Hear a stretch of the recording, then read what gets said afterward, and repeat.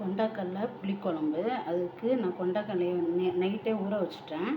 Night ஊற வச்சதை இப்போது நான் 5 விசில் கொடுத்து அவிச்சு எடுத்து வச்சுருக்கேன்.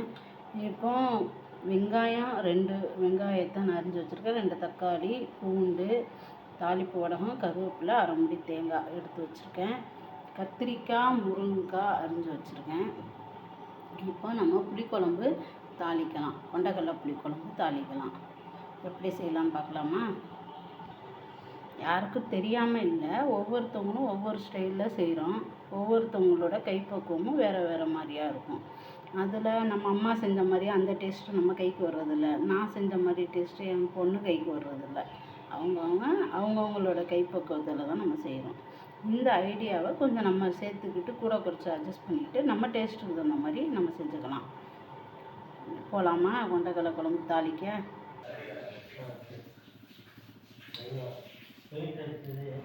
லைட்டே சூடாக கடலை எண்ணெய் ஊற்றிருக்கேன்.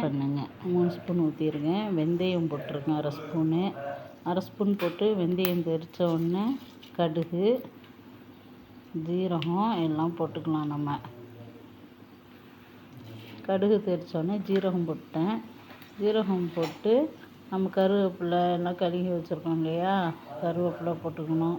பூண்டு இதெல்லாம் நம்ம 1-2 ஒன்றா நம்ம போட்டு ஃப்ரை பண்ணிக்கலாம். கடுகு தெரித்து முடித்த உடனே கறிவடம் போட்டிருக்கேன். நான் கறிவடம் போட்டு கருவேப்பிலை போட்டு வதக்கிட்டு நம்ம போட்டிருக்க கடுகு, ஜீரகம் எல்லாம் வெடித்தோன்னா கருவேப்பிலையும் இதாகிடுச்சு, நிறம் மாறிடுச்சு. ரொம்ப நிறம் மாற வேணாம். இந்த நிறம் நம்ம வெங்காயம் எடுத்து வச்சுருக்கோம் இல்லையா, வெங்காயம் போட்டுக்கிறோம். வெங்காயம் போட்டு வதக்கிட்டு கொஞ்சம் உப்பு போட்டு வதக்கிக்கலாம். நம்ம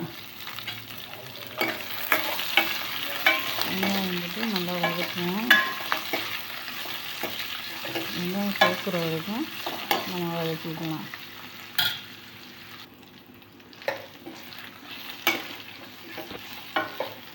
வெங்காயம் நல்லா நிறம் மாறிட்டுருக்கு. வெங்காயம் வதக்கிட்டு நம்ம கொஞ்சம் நல்லா வேக வச்சுட்டு கொஞ்சம் உப்பு போட்டு வேக வச்சுக்குவோம். வெங்காயம் இப்போ பூண்டு சேர்த்துருக்கேன். நான் ஒரு 10 பல்லு பூண்டை சேர்த்துக்குவோம். போட்டு அதையும் வதக்கிட்டு மிளகாத்தூள் போட்டு கலர் வர்றதுக்காக குழம்புல நம்ம மிளகாத்தூள் இப்போ சேர்த்துக்கலாம். நான் 2 ஸ்பூனு சேர்த்துருக்கேன். நீங்கள் உங்களுக்கு தேவைக்கேற்ப உங்கள் மிளகாத்தூள் எந்த அளவுக்கு காரமாக இருக்கோ, உங்களுக்கு எந்த அளவுக்கு காரம் தேவையோ அந்த அளவுக்கு சேர்த்துக்குங்க. இப்போ நான் 2 ஸ்பூன் சேர்த்து மிளகாத்தூள் கலர் மாறிடுச்சு. தக்காளி சேர்த்துக்கிறேன். தக்காளியை சேர்த்துட்டு வதக்கிக்கலாம். தக்காளி வேகிறது கொஞ்சம் நைஸாக கொஞ்சம் வேகிற வரைக்கும் வதக்கிட்டு தக்காளி இப்போ வெந்துருச்சு. மஞ்சள்தூள் சேர்த்துக்கிறேன். மஞ்சள்தூள் சேர்த்துட்டு நான் கொண்டக்கடலை வேக வச்சுருக்கேன் இல்லையா, அது சேர்த்துக்கிறேன். நான் கொண்டக்கடலையை சேர்த்துட்டு வதக்கிக்கிறேன். கொண்டக்கடலையை சேர்த்து நம்ம வதக்கிட்டோம். இப்போ மல்லித்தூள் சேர்த்துக்கிறேன். நான் மிளகாத்தூள் நான் 2 ஸ்பூன் சேர்த்ததுனால நான் மல்லித்தூள் அதுக்கேற்ப நான் சேர்த்துக்கிறேன். மிளகாத்தூளுக்கு தகுந்த மாதிரி நம்ம மல்லித்தூள் சேர்த்தா தான் குழம்பு கொஞ்சம் நல்லாயிருக்கும். சேர்த்துட்டு வதக்கிக்கிறோம். வதக்கிட்டு இப்போ நம்ம தேவைக்கு என்னென்ன காய் அரிஞ்சு வச்சுருந்தோமோ அதெல்லாம் சேர்த்துக்கிறோம். நான் கத்திரிக்காய், முருங்கைக்காய் அரிஞ்சு வச்சுருக்கேன், நான் சேர்த்துக்கிறேன்.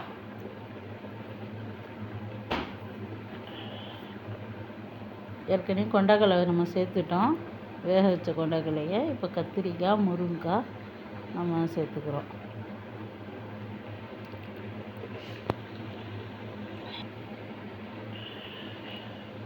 நல்லா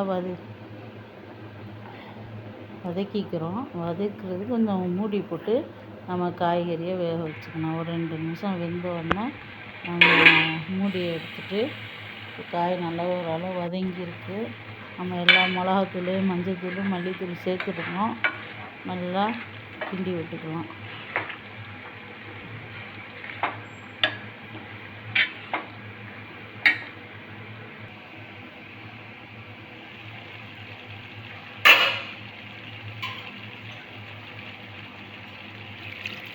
இப்போ தண்ணி தேவைக்கேற்ப நம்ம தண்ணி சேர்த்துக்கலாம்.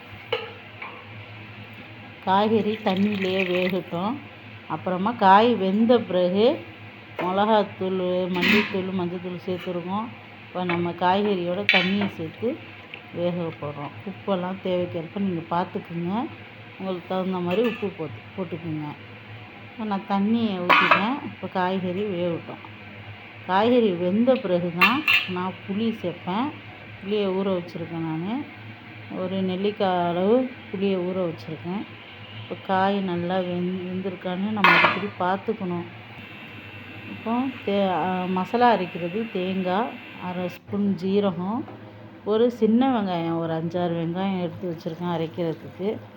இப்போ காய் நல்லா வெந்துட்டு புளி சேர்த்துக்கிறேன். புளியை நல்லா சேர்த்துக்கிறேன். தேங்காய், ஜீரகம், வெங்காயம் அரைச்சி வச்சுருக்கேன்.